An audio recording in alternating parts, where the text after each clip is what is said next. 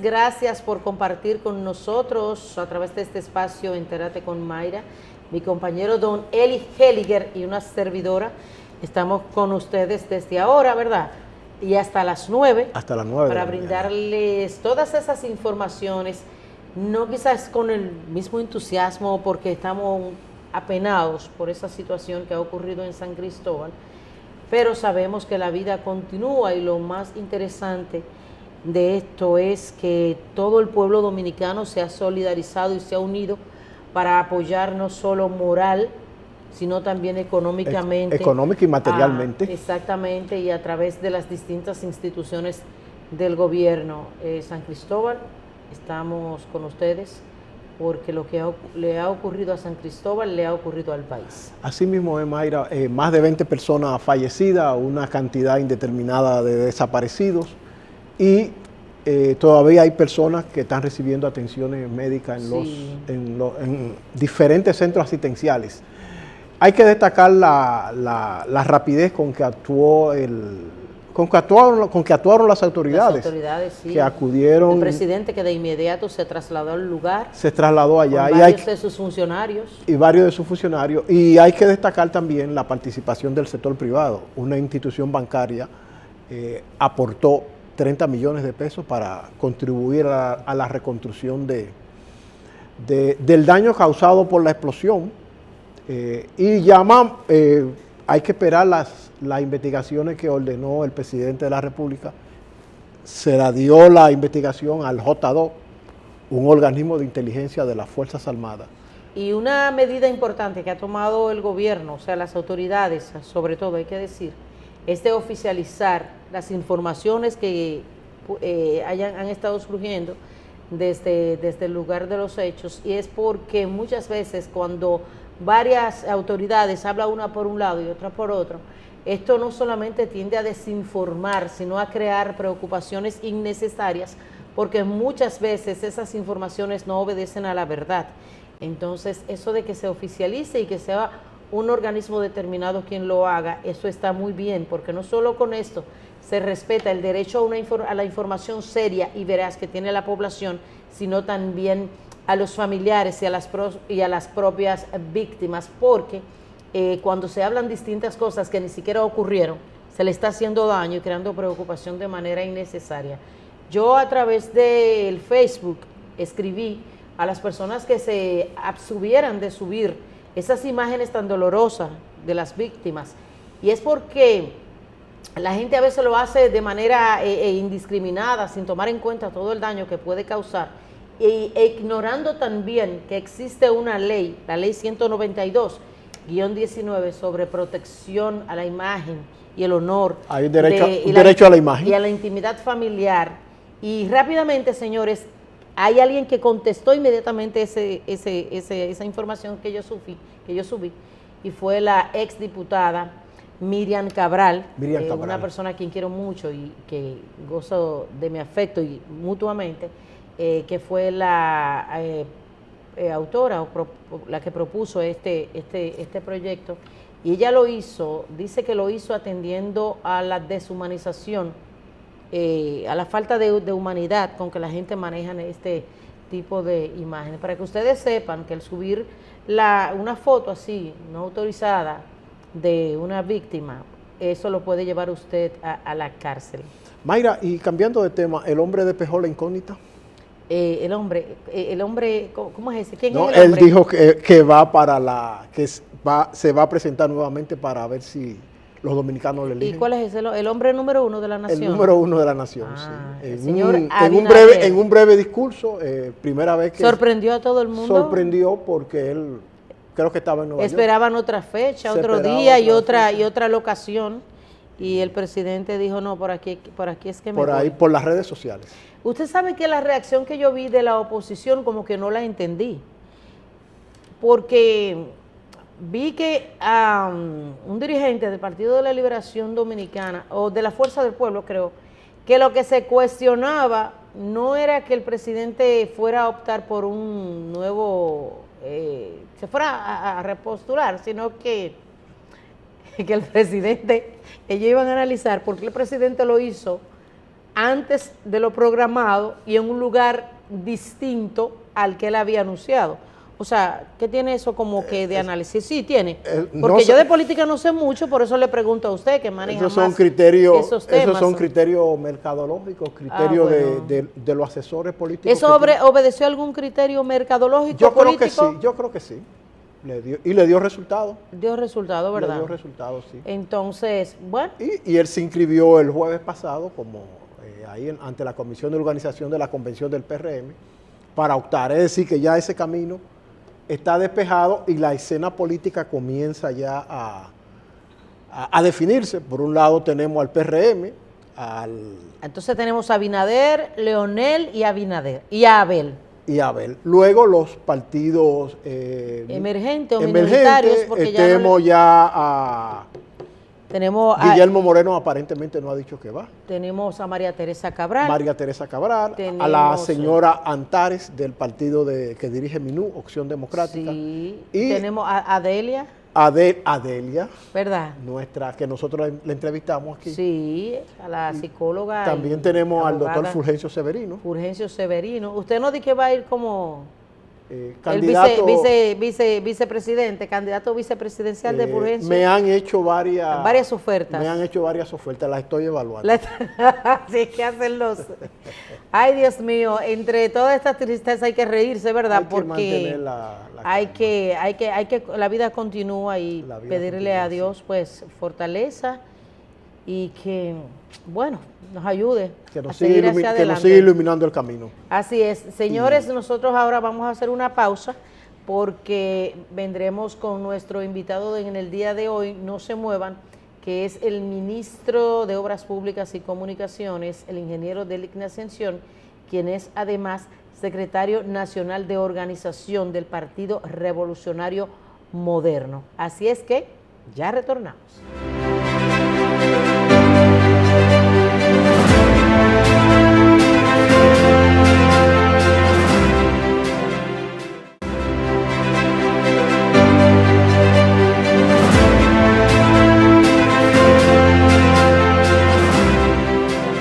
Muchísimas gracias por continuar con nosotros en este espacio Entérate con Mayra. Llegó el momento de recibir nuestro invitado en el día de hoy, con el cual tendremos la oportunidad de ponerlos al tanto a todos ustedes de lo que hizo, de lo que está haciendo y de lo que hará el gobierno dominicano en términos de infraestructura, mediante la cual espera colocar a la República Dominicana dentro de esos países donde trasladarse de una ciudad a otra dejará de ser una tortura para convertirse en un placer, y es porque este trabajo se está llevando a cabo bajo un concepto denominado vías que conectan. Nosotros de esta manera pues queremos recibir en estos estudios al ministro de Obras Públicas y Comunicaciones, el ingeniero Deligne Ascensión, quien es además secretario nacional de organización del Partido Revolucionario Moderno, el partido de gobierno. Por eso también tendremos oportunidad de hablar de política. Bienvenido, ingeniero, a este espacio. Muchas gracias, un grato placer estar con ustedes. Bueno, don Eli, arranque usted, la experiencia domina. Ingeniero, vemos que el Ministerio de Obras Públicas está haciendo una gran inversión en obras en todo el país. Alguna gente dicen que son obras pequeñas, medianas. Esa gran inversión, yo les quiero preguntar si parte de esa gran inversión, si el ministerio goza en estos momentos de un criterio con que gozaban administraciones anteriores, es decir, del construir obras llave en mano. Una empresa extranjera venía y decía, bueno, yo quiero construir esta vía, esta carretera, y ella se encargaba de construirlo y hacer todas las inversiones para construir la obra. ¿Este gobierno tiene varios proyectos en ese sentido? Mira, no, ningún proyecto, porque esto ya está limitado por la ley. La ley 340 limita ese tipo de contratación, que era contratación, construcción y a la vez también financiamiento.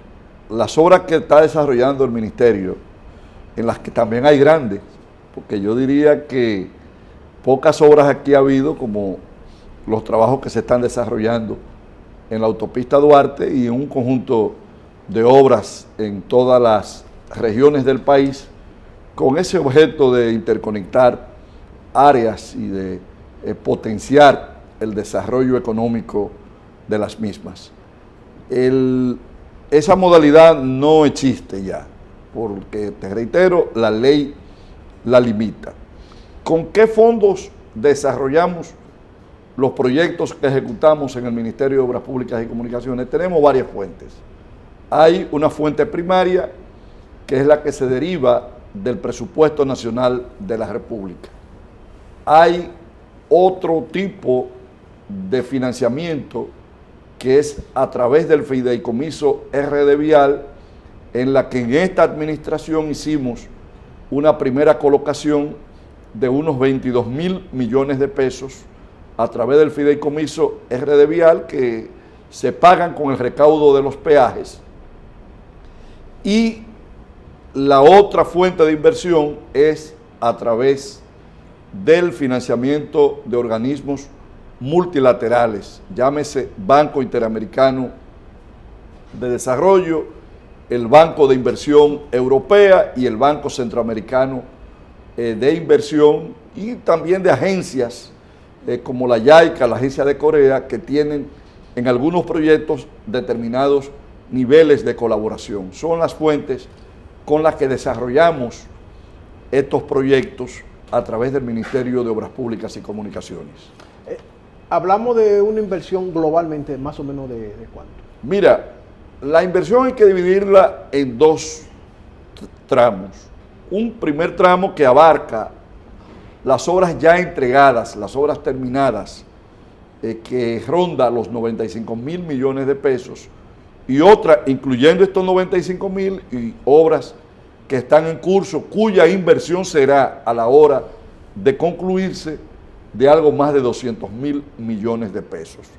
Digo que esta cantidad al concluirse, porque son obras, muchas de estas, que entran dentro de la modalidad de obras multianuales, es decir, que se desarrollan en varios años, lo que involucra que estarán contenidas en varios presupuestos de la nación. Por ejemplo, la autopista Duarte es una obra que deberá de tomarse los 4 años, entonces estará contenida esta obra en el presupuesto de los 4 años que nos corresponda ejecutar. Bueno, mientras conversamos con el ministro, vamos a ir viendo imágenes de las obras terminadas, obras que también se están llevando a cabo en estos momentos. Ministro, ya estamos en el mes de agosto, resta menos de la mitad para concluir el año. ¿Usted podría ofrecernos el número de obras que podrían ser concluidas ya al terminar el año? Mira, nosotros al terminar el año deberemos de estar concluyendo aproximadamente unas 100 obras. Ahora, la fecha en que nosotros nos fijamos, lo que diríamos, utilizando un término financiero, nuestro año calendario, lo estamos extendiendo, como empezamos en agosto, de agosto, y entre agosto y febrero, que hay un interregno de tiempo de unos 6 meses, y que además es la fecha para nosotros el hito básico, porque tiene que ver con la rendición de memorias ante el Congreso Nacional del Presidente de la República. Hacia febrero, que es uno de los hitos, nosotros nos colocamos varios hitos. Uno, cuando empieza el año calendario, que es de enero a diciembre, nos ponemos de enero a agosto, de agosto a diciembre y de diciembre a febrero, que es todas las obras. Estamos programando llegar aproximadamente a febrero a unas 190 obras terminadas. Es mucho, ministro. Sí, bueno, es que son muchas las que estamos ejecutando. Hemos estado hablando de unas 600 obras o 600 contratos. Estos contratos envuelven mucho mayor cantidad de obras, lo que nosotros en ingeniería llamamos talleres. Por ejemplo, con un contrato de Fiona podemos estar interviniendo 2, 3 y hasta 4 puntos. Entonces, por eso la diversidad y esa cantidad a la que usted considera que es una gran cantidad. Ministro, mire, en principio yo en la presentación me refería a este concepto que usted ha empleado en su gestión de vías que conectan, y es precisamente, me llamó mucho la atención porque he tratado de empaparme con la construcción o la reconstrucción, remodelación y ampliación de la autopista Duarte, porque yo recuerdo que en una ocasión usted hablaba que la autopista Duarte había sido intervenida en varias ocasiones, pero que esas intervenciones solamente se circunscribían a lo que es la avenida en sí y se olvidaban esas comunidades, esas vías que conectan a la avenida Duarte, y que la gente se encontraba con una vía remodelada, bellísima, pero con caminitos que eran verdadera tortura. Pero ustedes están empleando ese concepto. Me gustaría que me ampliara un poco más y que esto no solamente va con la avenida Duarte, sino que lo han hecho en otras ciudades, en otras provincias, en provincias. Sí, mira, Mayra, las cosas se hacen siempre con un concepto y de ahí viene, digamos, una discusión filosófica de si es primero la materia o es primero el pensamiento. Las cosas nosotros las pautamos con un sentido. Aquí ha habido inversiones importantes a lo largo del tiempo de distintos gobiernos que tienen como objeto básicamente, por ejemplo, resolver en las grandes ciudades, dar un sentido de modernidad, que es importante, y dar un aspecto de agilidad. Se trabaja en aspectos puntuales para resolver un problema de congestión de tránsito. Nosotros lo integramos, ahora lo vemos con una visión mucho más amplia, que es potenciar el desarrollo de la República Dominicana, beneficiando todo el entorno que sea impactado por una obra. Dentro de eso se desarrolla ese concepto al que tú haces referencia, y es que alrededor de una gran obra que va a conectar dos puntos y que va a facilitar una serie de agilidad y de mejoría en el transporte y en la comunicación, transporte de carga, de pasajeros, nosotros abarcamos la conectividad con todas las comunidades o gran parte de las comunidades que están en ese entorno. Y te pongo un ejemplo para que la gente lo vea más concreto y no se quede en algo abstracto. Aquí se construyó la autovía de Samaná o del Nordeste. Comunica Santo Domingo con Samaná. Sin embargo, una serie de comunidades que están a lo largo de ese eje vial no estaban interconectadas con una vía, ¿verdad?, central.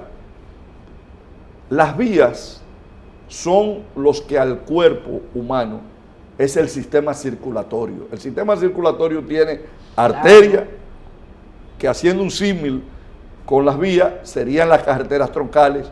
Tienes venas, que son las vías principales, pero tiene también vasos capilares, que son esas vías que comunican con el torrente sanguíneo y que hacen su labor. Cuando tú haces una vía troncal y no conecta con las ramificaciones que tiene que tener, el impacto y el beneficio es menor. ¿Qué estamos nosotros haciendo? Y continuando con ese mismo ejemplo, se hace la circunvalación de Santo Domingo Norte, una obra importante, sí, porque comunica el este, el sur y el norte. Sin embargo, en ese trayecto tú tienes comunidades como La Victoria, la Hacienda Estrella, Los Castillos, Aras Nacionales, Guanumas y otras que no tenían una interconexión. Entonces, ¿qué hemos hecho nosotros? Bueno, ahí hemos hecho distribuidores para comunicar y llevar el beneficio de esta obra a las personas que allí viven, que son decenas de miles. Lo propio pasaba en la circunvalación norte de Santiago. Aparte de que hicimos una gran rehabilitación, pero había decenas de sectores que no tenían una comunicación, y a través de la construcción de unos 13 kilómetros En ramales hoy hemos acercado todos esos sectores y hemos permitido que puedan integrarse de un modo seguro a la vía, porque no es que la gente no lo hacía, la gente buscaba la manera de hacerlo, pero de hacerlo de una manera tortuosa, claro, y sobre todo de una manera peligrosa. En la circunvalación de Asua, todas esas comunidades que están, construimos los distribuidores, pero además también cambiamos el entorno de esas comunidades, y es el criterio y el sentido que hemos estado desarrollando de lograr esa interconectividad y potenciar, digamos, la inversión que hacemos para poder esparcir el beneficio que representa una vía en todos los aspectos, donde el económico es fundamental, pero no menos importante es el social, claro, y es la manera en que la gente pueda accesar a ella para todo lo que sabemos que esto conlleva. Ministro, volviendo a la autopista Duarte, ese tramo de La Vega-Santiago, que se está ampliando a 8 carriles, ¿cuándo se va a entregar? Porque yo veo que está muy adelantado. Mira, lo primero que debo decir es que la autopista Duarte lamentablemente ha ido acumulando una falta de atención que a lo largo del tiempo se ha ido generando. La última gran inversión, digamos del kilómetro 28, porque yo reconozco lo que otros han hecho, hubo hasta, digamos, el kilómetro 22 algunas intervenciones. Estaba el elevado del kilómetro 13, el elevado de los Alcarrizos, sobre todo estos dos elevados que fueron obras de significación. Sin embargo, en lo que es ya la parte de vía, digamos, de autopista, porque esto es un área ya prácticamente urbana, de los Alcarrizos o del peaje hacia Santiago, no se hicieron, con excepción de un elevado que se hizo en Piedra Blanca, no se hicieron mayores intervenciones. Hoy nosotros nos estamos ocupando de la autopista Duarte en todo su eje, empezando desde el kilómetro 9, que ya debería de ser el kilómetro 0, porque el kilómetro 0 está en el Parque Independencia, pero sí, esto es cuando esta era hace 60 o 70 años, sí, eso ha cambiado.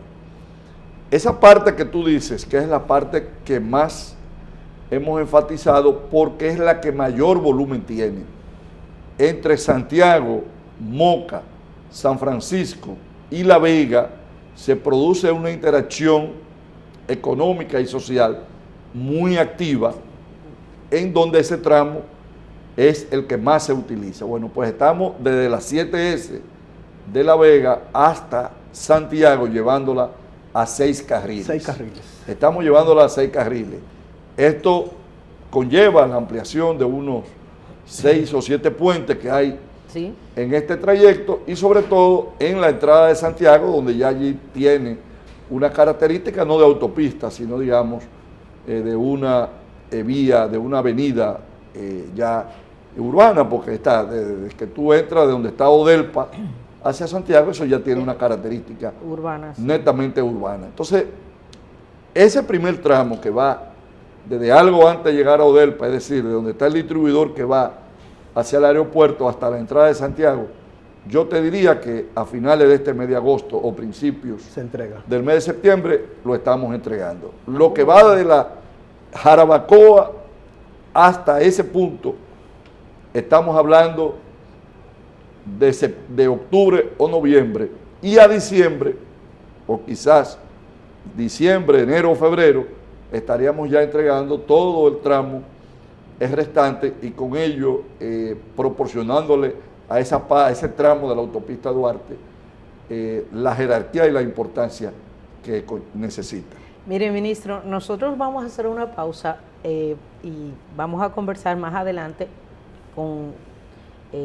vamos a continuar con el tema de obras públicas, pero también queremos hablar de la parte política. Pero hay una preguntita que yo quiero hacerle, que a mí me llama mucho la atención, y que aparte de hablar siempre de política y economía, no debe faltar ese toquecito emotivo en una entrevista. Y a mí me gustaría saber, porque tenía ese interrogante, ¿cómo usted se sintió cuando usted vio ese decreto que decía del Ignacio Ascensión Burgos queda nombrado como ministro designado de Obras Públicas y Comunicaciones. A mí me gustaría compartir un poquito esa experiencia con usted y cómo se sintieron sus hijos, su familia. Bueno, pero ¿lo hacemos ahora o después de la pausa? Ahora, ministro, para que la Bueno. emoción se mantenga. Bueno, mira, antes que el decreto, el tuit, porque el tuit. Sí, esos tweets. El presidente Abinader, que es un presidente moderno, Sí, que es el primer presidente que tiene la República Dominicana, nacido después de la muerte de Trujillo, y diríamos nacido también, que es otro hito, después de la guerra de abril del 65. Yo soy más viejo o de más edad de más edad. que el presidente Luis Abinader. Es un hombre moderno que utiliza mucho la tecnología y a través de un tuit ya antes de agosto lo había publicado. O sea que hubo dos momentos. Sin embargo, la solemnidad evidentemente la da ya cuando se elabora el decreto. Fue un momento de emotividad, pero sobre todo de reflexión, porque sabíamos que el presidente nos estaba distinguiendo con una alta y gran responsabilidad, y sobre todo que en materia del Ministerio de Obras Públicas el presidente rompía con lo que había sido una tradición de que muchos o buenas partes de los ministros anteriores, ciudadanos y profesionales calificados, provenían de representación de grupos económicos, de sectores dentro de la construcción, y varios inclusive habían sido recaudadores de partidos políticos y de proyectos políticos. En mi caso no era una cosa ni la otra.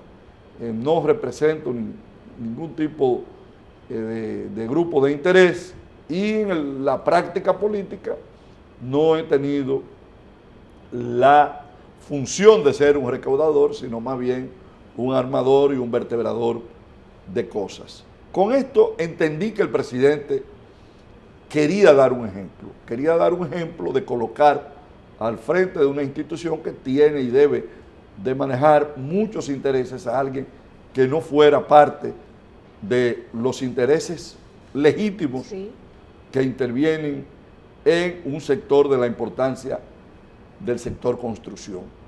Y también, en muy buena medida, el presidente y nosotros tenemos una relación personal, una relación política de mucho tiempo, que me conoce, yo lo conozco, y sabe cómo yo pienso y yo sé cómo él piensa. Y a la hora de tú estructurar un equipo, independientemente de lo que resulte después, se trata de conformar con piezas o jugadores con los que uno tenga una identidad y con los que uno tiene una expectativa.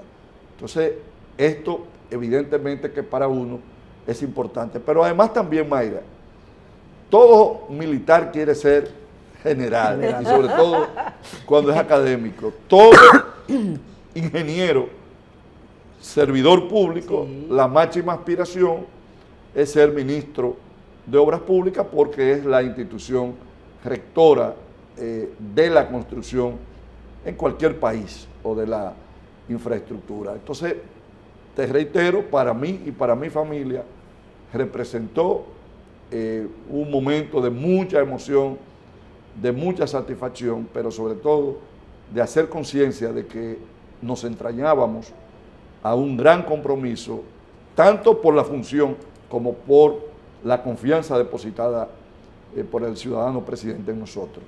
Bueno, es tiempo de la pausa. A ustedes no se muevan porque continuaremos conversando en este espacio Entérate con Mayra con el ministro de Obras Públicas y Comunicaciones, el ingeniero del ICNE Ascensión. Así es que no nos cambien, que ya retornamos.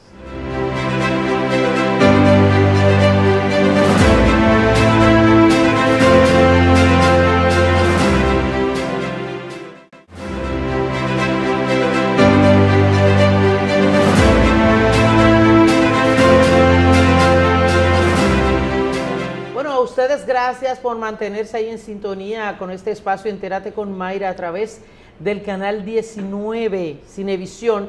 Eso es para la República Dominicana, pero en los Estados Unidos pues nos vemos a través de Dominican Network. Yo digo que Estados Unidos y mucho más, porque hay personas que nos escriben desde Europa, muchísimos países. Así es que, ingeniero, usted sabe que se está dirigiendo en estos momentos a la diáspora, porque a nosotros nos escriben por las diferentes redes para decirnos cómo estuvo el programa.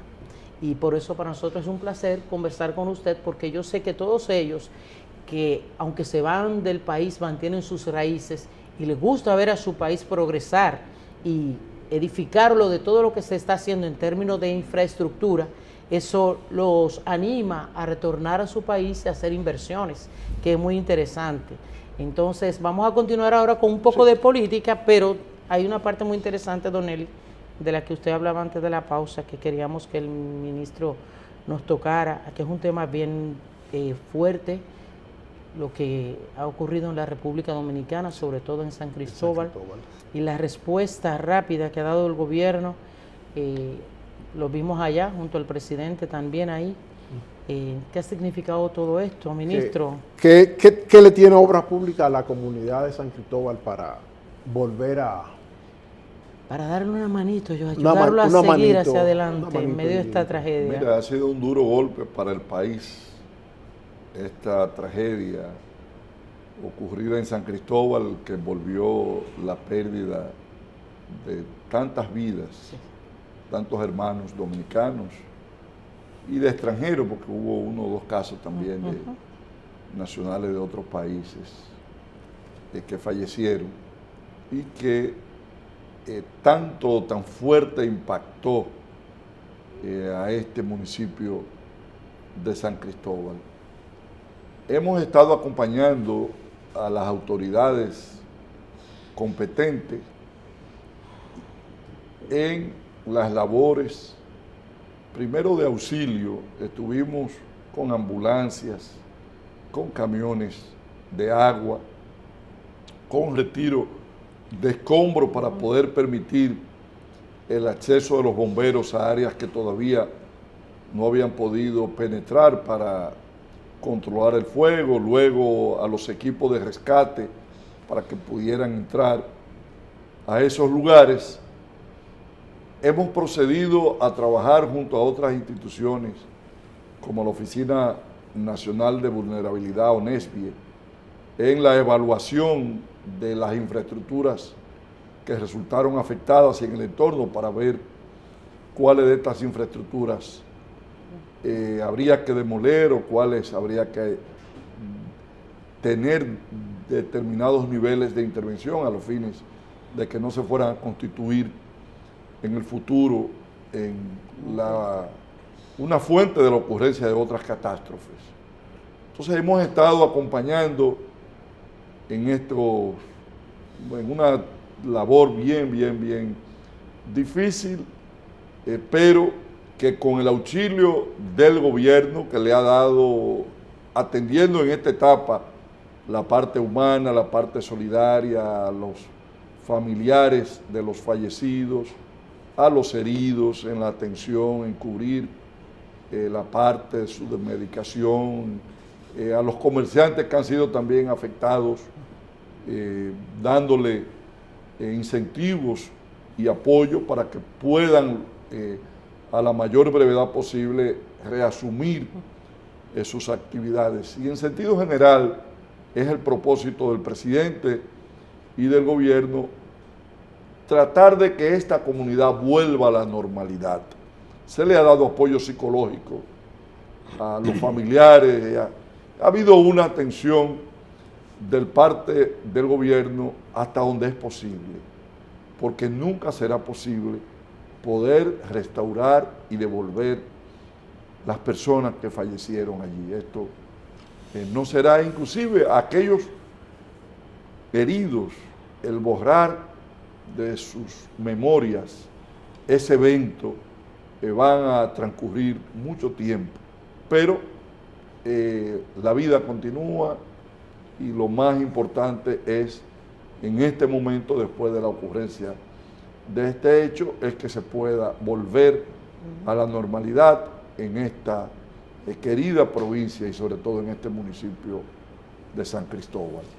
Así es, Ministro, aprovechando su condición de secretario nacional de organización del Partido Revolucionario Moderno, ya sabemos que el presidente se inscribió el jueves pasado como para optar nuevamente por otro periodo. Las encuestas señalan al presidente como ganador en primera vuelta, sino ganador en primera vuelta de las próximas elecciones. Pero hay una crítica que le hacen al Partido Revolucionario Moderno en el sentido de que ya se cree ganador e incluso están obviando el trabajo, o sea, consideran como que la reelección ya es un clavo pasado y se están olvidando del trabajo que todavía falta por hacer. Mira, quienes dicen esto... O sea, el triunfalismo se ha apoderado de... Mira, quienes dicen esto no conocen al presidente de la República. El presidente de la República, la queja que tenemos los colaboradores cercanos a él, es de que a veces entendemos que hemos conseguido un logro y él está pensando en el pequeño detalle, en lo que falta. Y esta noción, y sobre todo esta manera de detalle, de fijarse en los detalles, no es una persona que vaya a caer en una actitud de triunfalismo. Él no es triunfalista. Todo lo contrario. El presidente observa que somos el único partido que va a primaria, que su candidatura presidencial será escogida a través de una primaria que va a involucrar la activación y la movilización de cientos de miles de personas, pero además también de prepararnos electoralmente con delegados. Es el montaje de unas elecciones. Entonces, esto le dará al PRM una ventaja comparativa con relación a otros partidos que no han tenido este proceso. La política, como cualquier actividad humana, el ejercicio y la práctica fortalece, como dicen en deporte, fortalece el músculo.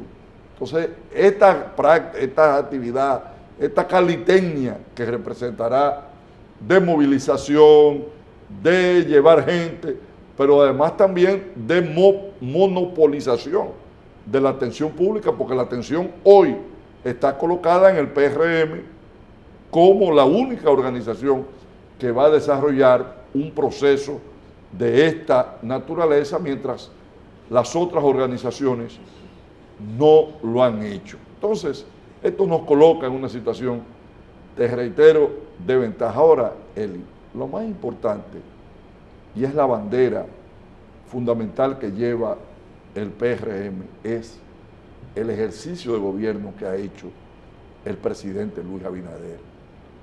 Un presidente que ha hecho renacer la esperanza de los dominicanos que se manifiestan a favor de su ejercicio de gobierno y que de manera mayoritaria ponderan y resaltan no solo las realizaciones que ha hecho, que como en el caso de obras públicas hemos estado enumerando y nos llevaríamos varios programas en poder enumerar, sino ese estilo de gobierno, ese rescate de la honestidad, de colocar como centro no solamente del debate político, sino de su accionar, la honestidad, la transparencia, el fortalecimiento de la institucionalidad. Hacía mucho tiempo que no se veía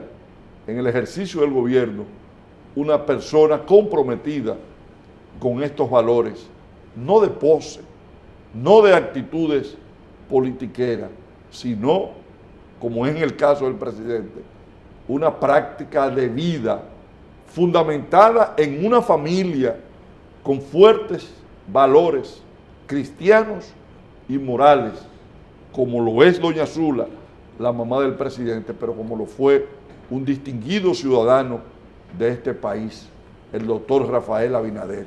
De ahí proviene, de esta semilla proviene el presidente Luis Abinader, quien pudo haber estado en la tranquilidad de su casa, en la tranquilidad de su familia, en una etapa que ya sus hijas hoy son profesionales, jóvenes profesionales, que pudo haber estado a sus 56 años disfrutando de otras cosas, claro. Y sin embargo ha asumido con responsabilidad, oye, con responsabilidad, la conducción de un país que necesita en estos momentos que sea conducida y que continúe siendo conducida por la mano de un hombre que ha enfrentado las más grandes pruebas que el país ha tenido en los últimos 60, 70 años,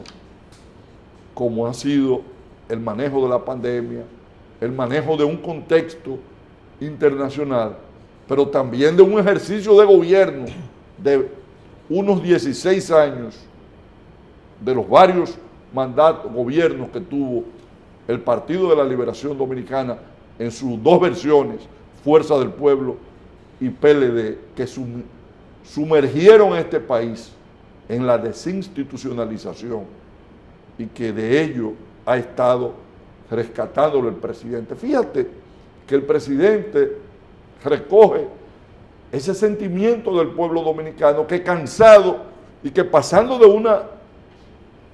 de un pasivismo que tuvo por años, que a veces se pensaba que cuál era la anestesia que esta gente le habían dado al país, que no se expresaba, no se movilizaba y de manera impávida veía lo que ocurría y que de repente decide lanzarse a las calles a defender el 4%, a defender la lucha contra la impunidad y la corrupción y posteriormente a pedir que se respetara el proceso democrático alterado en los comicios municipales de febrero del año 2020. Es esta bandera de la honestidad, de la transparencia, del fortalecimiento institucional, el que ha recogido el presidente Luis Abinader, y por ello tiene detrás de sí a una parte mayoritaria del pueblo dominicano que le pide que continúe levantando y manteniendo en alto estos valores que ha asumido. Ministro, mire, nosotros hacemos algo acá en el programa que a don Eli es la partecita que más le gusta. Mire ese cofrecito que está ahí atrás del agua. Usted ahí mete la manita y saca un papelito ahí. No sé si usted recuerda un merenguito que decía, lo que dice el papelito. Lo que dice el papelito. No lo lea. No lo lea, es una pregunta de un lector. No, démelo. La paso. Doña Mayra lo va a leer ahora, lo que dice el papelito. Déjelo de doña. No me hagan trampa. Déjelo de doña, que la doña tiene un cuarto, yo no tengo un peso. Y edad. Ay, mire que no es trampa, mire cómo dice ahí, mire. 3 elementos claves que diferencian su gestión de obras públicas del pasado gobierno. Primero, una gestión humana. Mire, para que no diga que yo sé que no. Una gestión humana que trastoque esa creencia de que el ministro de Obras Públicas era un ser intangible y algo intocable. Un semidios. Esa cercanía la manifiesto o trato de manifestarla, no solamente con las obras que desarrollamos hacia afuera, sino con los empleados hacia adentro. Yo te puedo decir que los ingenieros que nosotros encontramos con 25 y 30 años, ganando 10 y 12 mil pesos y 14 mil pesos, que lo sabía, hoy tienen un sueldo mínimo de 35 mil pesos. Que las conserjes que ganaban 10 y 11 mil pesos, hoy tienen un sueldo más digno. Que los empleados de obras públicas tienen hoy un transporte gratuito. Que los jornaleros, que se les pagaba cada 5 y 6 meses, y que esta dilación en los pagos promovió una cultura de fraude de personas que venían y por centavos le compraban su tiempo trabajado, hoy se paga mes tras mes a esos jornaleros. Que esos jornaleros que no tenían un seguro médico, hoy tienen un seguro médico. Que estos jornaleros que arriesgando sus vidas en el mantenimiento de nuestras vías, hoy tienen un seguro de accidente de trabajo y un seguro de vida que ante cualquier eventualidad le garantiza mínimamente a sus familiares. Hoy los empleados de la sede central del Ministerio de Obras Públicas tienen un gimnasio que se promueve la práctica y la convivencia a través de espacios de interacción social como es el club, que se le ha fortalecido su cooperativa, dando el primer ejemplo. Yo soy socio de la cooperativa. ¿Y usted ahorra mucho? Ahorro algo. ¿Ahorra sus 100,000 pesos? Ahorro algo. Entonces, esto no solamente lo hemos hecho hacia afuera a través de obras que integren, de obras que dignifiquen la vida de la gente, que transformen su estilo de vida, sino también que lo hemos hecho con nuestros propios colaboradores. Entonces, pienso que esto ha sido algo distinto a lo que otros habían hecho en el Ministerio de Obras Públicas. Pudieron haber hecho otra cosa, no la estoy valorando, sino estoy diciendo que esto no se había hecho. Hay una parte muy importante que usted no citó en cuanto al Ministerio de Obras Públicas, y es la cantidad de concursos para el acceso de nuevos ingenieros que tengan la oportunidad de construir obras. Eso es fundamental. Allá hemos hecho plural la participación, respetando empresas establecidas que por años han mantenido su servicio e integrando otras a través de las vías que la ley nos permite. Hoy en el Ministerio de Obras Públicas hay más de 300 contratistas con grandes, medianos y pequeños contratos que ejecutan su trabajo. Entonces hemos aumentado esa matriz de participación, pero además también yo no soy competencia de ningún contratista, yo no tengo empresa que construya, ni tengo sociedad con constructores, simplemente estamos allí, y lo puedo decir aquí públicamente, desarrollando un trabajo para beneficio del país, pero también de ese importante sector de la construcción que ellos respetan y que en muy buena medida, si algún éxito hemos tenido, es en buena parte porque esos constructores grandes, pequeños y medianos creen en nosotros, fruto de esa relación de respeto que hemos construido. Ministro, ya para concluir, me gustaría que usted mencionara 5 obras que usted consideran que son cumbre para este gobierno.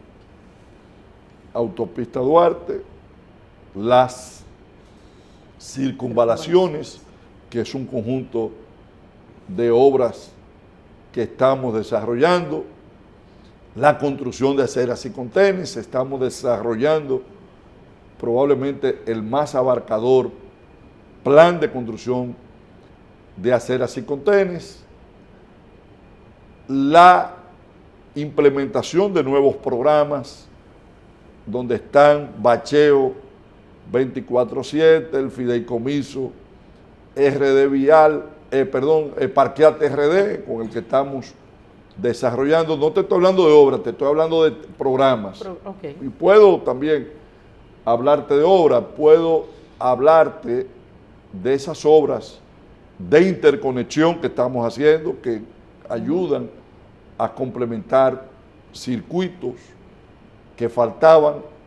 El asfaltado, hemos estado colocando asfalto donde no había asfalto, y esto dignifica en la vida de la gente, pero además también hemos estado desarrollando una importante labor en los caminos vecinales. Hemos estado Hemos fortalecido también las ayudantías de obras públicas con la adquisición de equipos. Cuando llegamos a obras públicas tenía como 2 o 3 tractores. Para Hoy, que la gente tenga una idea, ministro, de lo que es una ayudantía. bueno, las ayudantías son las delegaciones de obras públicas en las provincias. Exacto. No había allí ni carretilla, solamente una nómina. Ay, Y hoy ay, ay. hemos estado llevando equipos a buena parte de ella para que puedan desarrollar las labores de asistencia y de auxilio a esas autoridades locales que tanto lo demandan.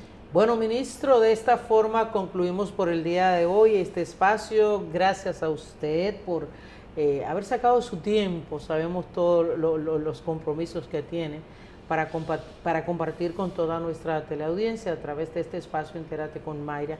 A ustedes manténganse en sintonía con la programación del Canal 19. Ministro, ¿usted volverá a este espacio a hablar un poco más de política?